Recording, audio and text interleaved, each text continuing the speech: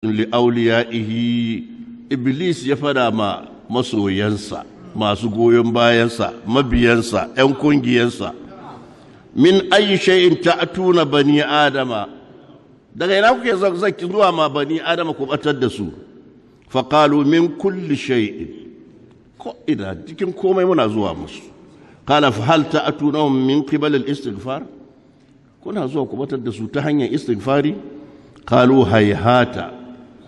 ba zai taba yiwuwa ba zaka shay'un qurina bit tauhid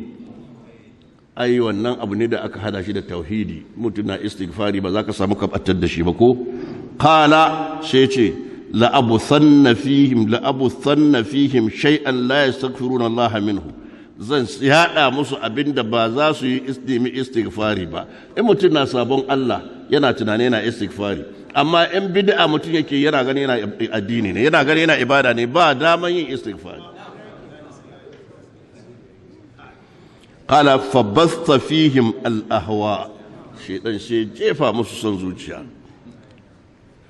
yana fada da jan ido da gaske ke da shi da matansa da ƴaƴansa da gaske suke to wannan ba za a taba tuba ba akai to kana yin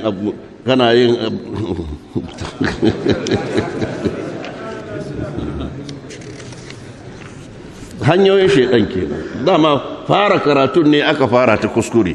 fara addini ne aka faro shi ta kuskure to shi yasa sai ka shekara 100 kana tafiya sai ka zo kuma kaga a'a